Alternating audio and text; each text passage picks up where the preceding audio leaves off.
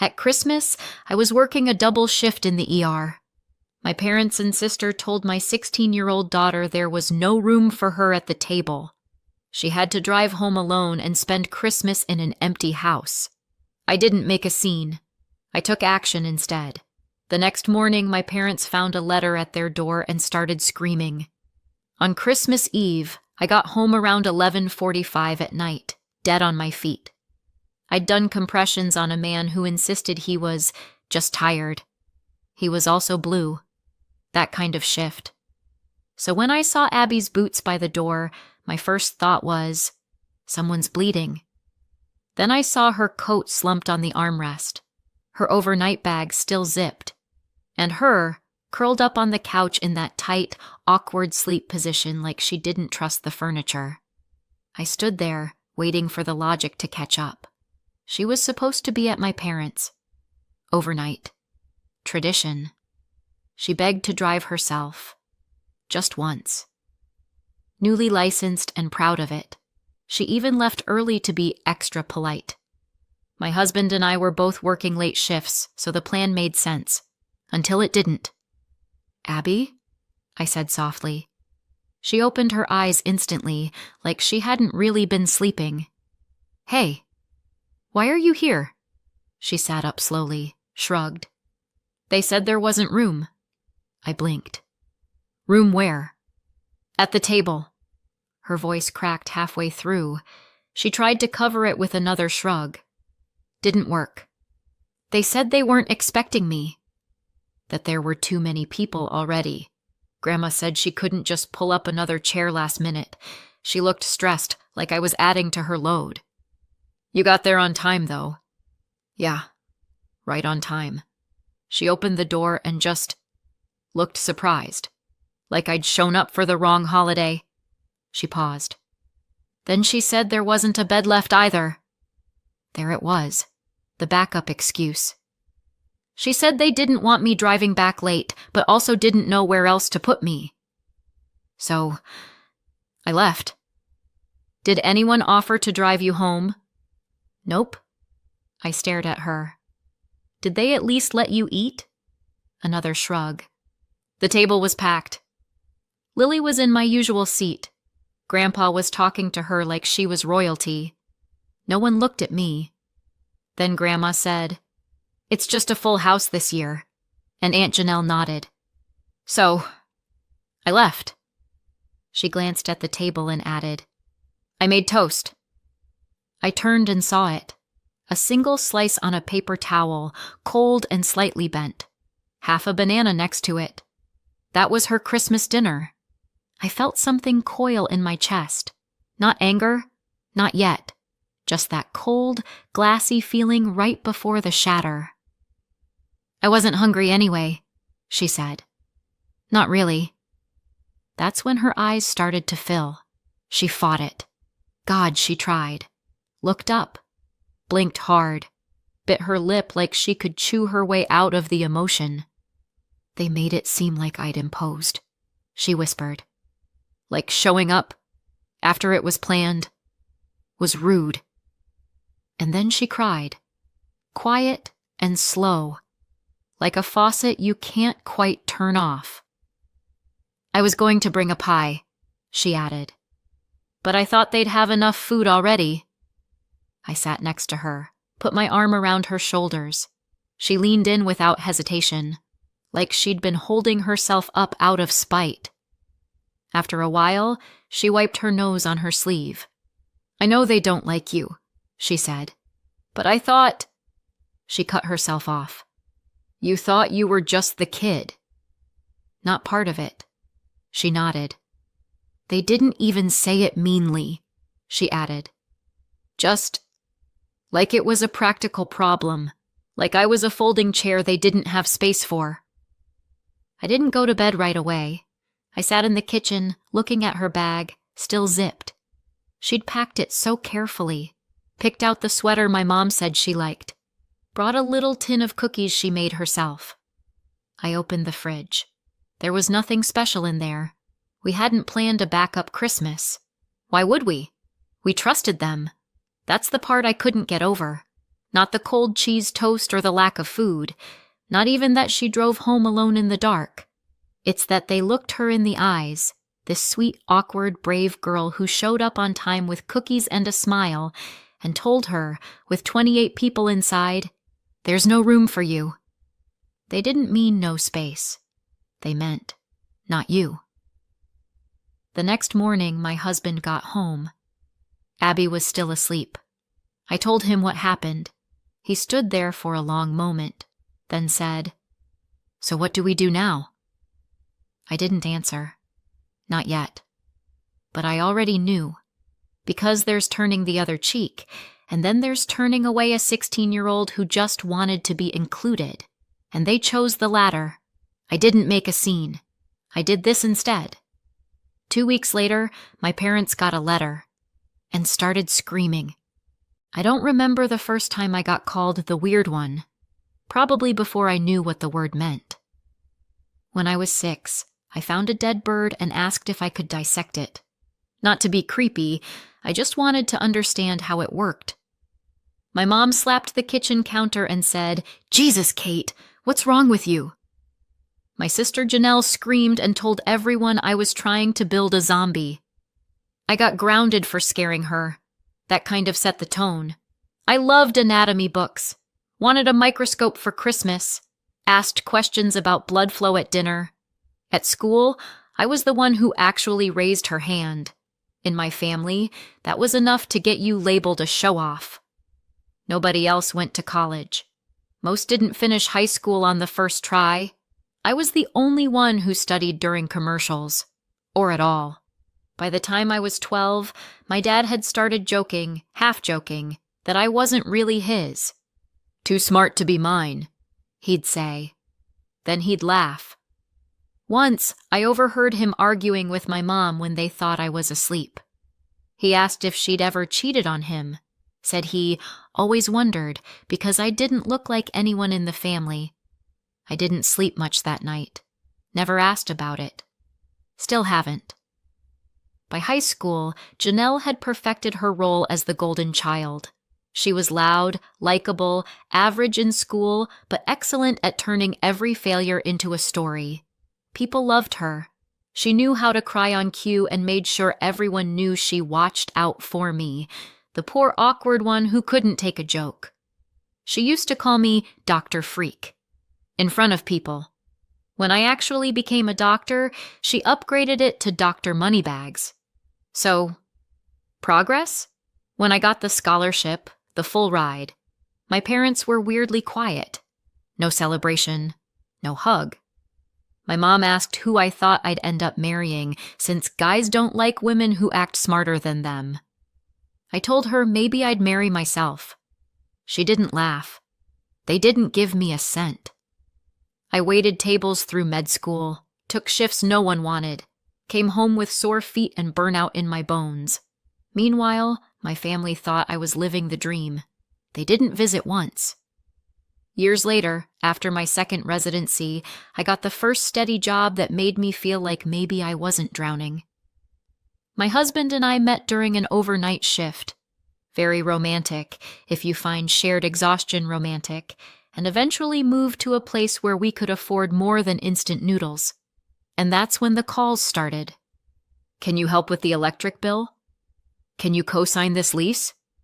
Can you talk to a doctor friend about Uncle Pete's back lump?" I did what I could, most of it without hesitation. When my parents were approaching retirement, way too early and with zero savings, I stepped in. They'd never owned a home, always rented.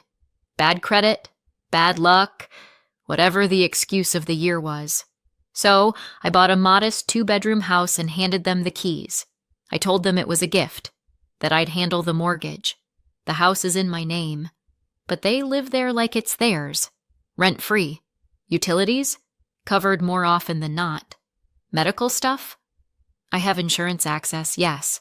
I never said no, until recently. A few months ago, Janelle called. Lily, her daughter, the one who can do no wrong, had been accepted into a prestigious STEM summer camp. "She's got your brain," Janelle said, like it was a compliment. This could change her life. I asked how much. $1,200, she said. But it's worth it. And you, of all people. That's where I stopped listening. Abby never went to a summer camp like that. Not because she couldn't. She just never asked. She's practical, thoughtful. She wouldn't dream of demanding that kind of money from me, even though she could have. I told Janelle no, politely but firmly. I said I was already covering our parents' mortgage, medical bills, and emergencies. That maybe she could apply for financial aid or a payment plan. Her tone turned fast. Wow, must be nice to have everything and still be so stingy. She's your niece. You're just jealous because Lily's actually going places. That last one was funny, or would have been if I hadn't heard my mom mutter something similar a week later when she thought I was out of earshot. Apparently, I was holding Lily back, just like I always held Janelle back, by being the smart one who made everyone else look bad. You know, by existing. I didn't fight it, didn't explain, didn't justify. I just said no, and I meant it. That was 3 weeks before Christmas. Abby was excited to go to Christmas dinner, said she felt grown up, being trusted to drive there herself. She'd packed an overnight bag and even wrapped little presents for the younger cousins. I told her I'd see her in the morning and reminded her to text when she arrived. She did. Everything seemed fine. Hours later, I stepped through our front door and discovered Fine had apparently been canceled. Abby looked up from the couch with a wobbly smile that said, "Please pretend this isn't a disaster." She told me, in the smallest voice, that Grandma had murmured no space at the table or anywhere else, even though she'd counted 28 chairs in use. A math problem with only one variable. Her. I listened. I let her explanation thud around the room like a dropped suitcase. Then I wrapped my arms around her and let the quiet do the talking. She fell asleep still wearing the sweater she'd picked out to impress them. When the house finally settled, I sat alone in the kitchen, staring at the spot where her Christmas dinner should have been. I replayed every mortgage payment, every utility bill, every "just this once, Katie" that had become forever. They hadn't run out of room. They'd run out of gratitude, and they'd used my daughter to send the memo. That was the moment the switch flipped. No more explanations. No more polite negotiations. I didn't even bother deciding if I'd act. Only how soon. We didn't speak much on the drive over. My husband sat beside me in silence, his hand resting lightly on my knee like a grounding wire. Not comforting exactly, just solid, present. That was enough. The morning after Christmas always has that weird, fuzzy quiet, like the world still hung over on sugar and wrapping paper. I was just hoping the house would be empty. It wasn't. There were still 2 extra cars in the driveway. I recognized one as Janelle's. The other probably belonged to whatever cousin had stayed late for leftovers. We got out. I held the envelope tight. I hadn't slept. The shift, the scene with Abby, the cold dinner tray on the counter that still hadn't been cleaned up. It was all humming in the back of my brain like a blown fuse. I rang the bell, waited. No one came. I rang again, knocked. Nothing. "Let's just leave it," my husband said gently. I stood there a second longer, then nodded. We walked back toward the car. I tucked the envelope carefully against the door frame where it wouldn't blow away. I was opening the driver's side door when I heard it. The creak of the screen, a slippered footstep. I turned. My mother stepped out, wrapped in one of those fuzzy robes she always wore during the holidays, the kind she used to brag about getting for 90% off. She bent down, picked up the envelope, opened it, and started reading. Her face went blank, then pale. Then she screamed, "Frank!" Her voice cracked like a snapped wire. "Frank! Get out here! She's throwing us out! My dad appeared at the door in yesterday's clothes.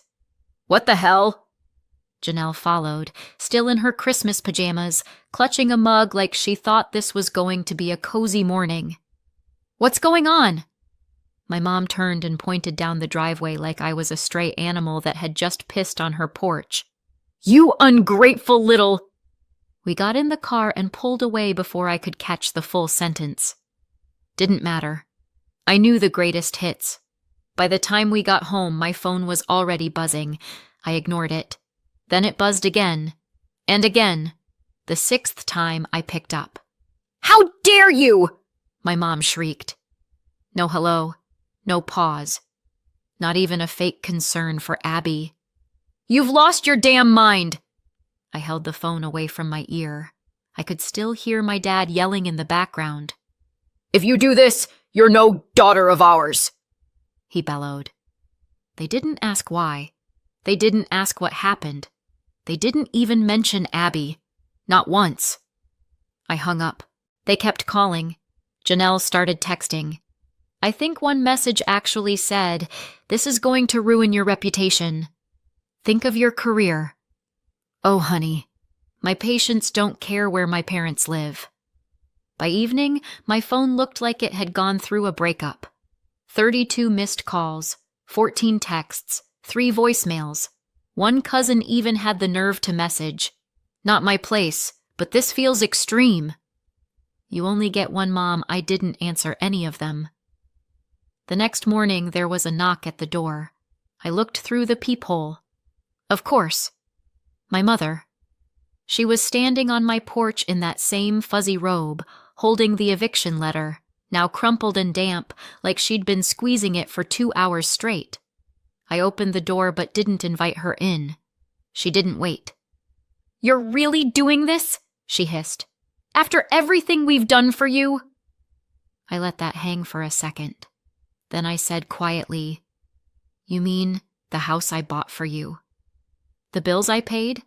The health coverage I arranged because your Medicare didn't cover your blood pressure meds? She flinched. For a millisecond. Then she straightened, eyes sharp. We raised you. We gave you everything. You didn't even let my daughter eat dinner, I said. That stopped her. Briefly. But she recovered fast. Don't be dramatic. We didn't have enough chairs. There were 28 people there, I said. Even a neighbor. Her lips pressed tight. I didn't send that letter to be cruel, I added. But if you think you can treat Abby like she's disposable... Oh, for God's sake, she snapped, suddenly animated again. Stop acting like we're monsters. You're the one tearing your family apart over a misunderstanding, and now you're threatening your own parents? She held up the letter like it was evidence in a trial. Then, and I swear this part felt like theater, she ripped it in half. Just stood there and tore it down the center, like that would somehow void the legal process. There, she said. That's done. Now if you want us to forgive you, you'll pay for Lily's science camp and drop this ridiculous tantrum. She smiled like she'd just solved the whole thing. I didn't say anything, because that was the moment I realized. They hadn't taken me seriously, not for a second, not when I was a kid. Not when I became a doctor. Not even now. To them, I was still the awkward science-obsessed girl who should be grateful for scraps and stay in her place. The girl they resented, but never truly respected.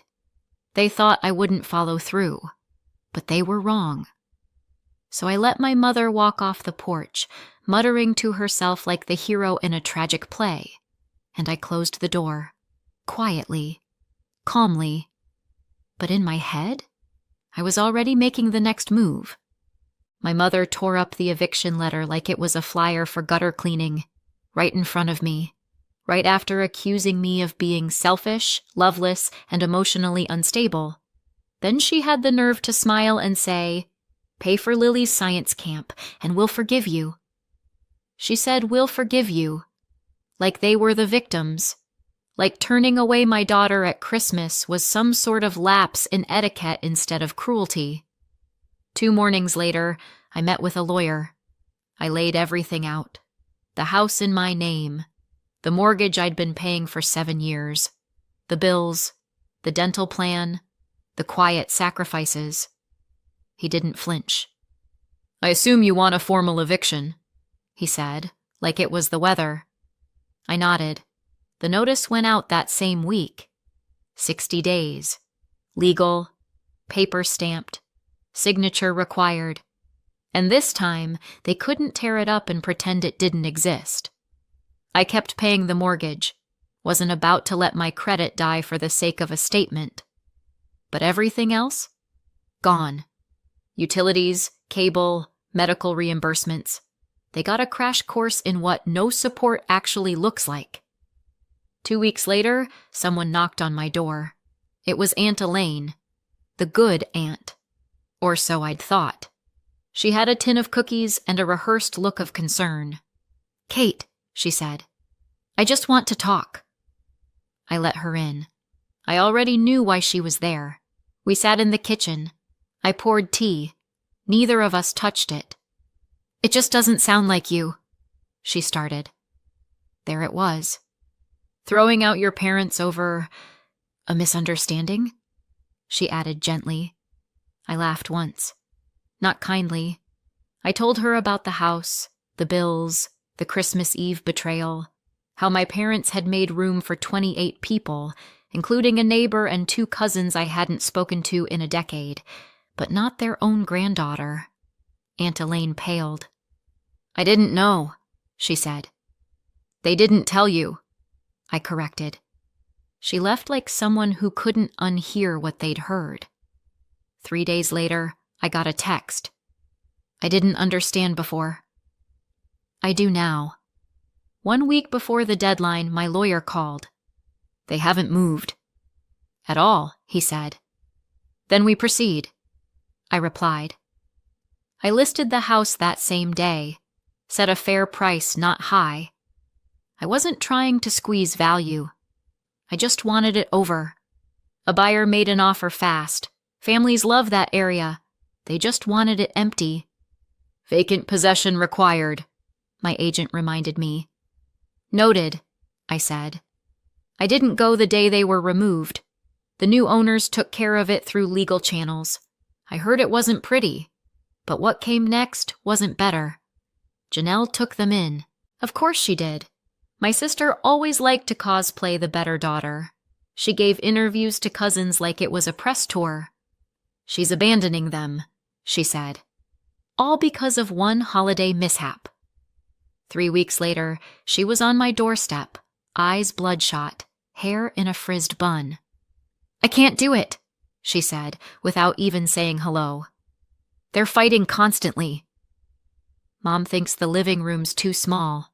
Dad says my kids are noisy. They refuse to share a bathroom. I'm going insane. I leaned on the doorframe, arms crossed. "They need a rental," she said. "You could at least help with that. Just enough for a deposit." "No!" "Kate!" You watched her get turned away on Christmas Eve and just stood there. That was your choice. This is mine. She blinked, then turned and walked away. A week later, she kicked them out too. They landed in a rental no one would brag about. 2 rooms, 1 heater. A front step that slanted like a shrug. Their pension barely covered rent and food. Gone were the vacations, the dinner parties, the cruise they'd been eyeing for their anniversary. They tried to call in sympathy from the extended family, claimed I'd cut them off without warning, that I was unstable, that I'd always been cold. But by then, I'd quietly spoken to the uncles and cousins, sent them copies of the bills I'd paid, forwarded the eviction letter, time-stamped and certified. One cousin just replied with, "Wow." Another sent a thumbs-up emoji. The family wasn't rushing to save them, and neither was I. 2 months later, Abby and I were sitting on the porch, sipping iced tea. No plans, no performance, just a quiet afternoon. She said, "I don't miss them, you know." I didn't either. My phone buzzed. Unknown number. I opened it, reflexively. Hope you're proud of what you've done. I deleted it. No pause. No breath. They'll probably text again, Abby said casually. They always do, I said, but they're not my problem anymore. And they weren't. They said there was no room for Abby at the table. Now there's no room left in our lives for cruelty, control, or manipulation. Fast forward 2 years. They're still in that crumbling rental, still blaming everyone but themselves. Abby's thriving now. She's studying what she loves, and the money from the house sale covered more than just tuition. It bought her peace. And me? A little bit of closure. I don't answer their calls. I don't send money. I don't lose sleep.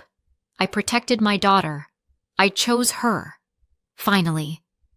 But tell me, did I go too far, or just far enough? Let me know in the comments. And if you want more stories like this, don't forget to subscribe and hit the bell.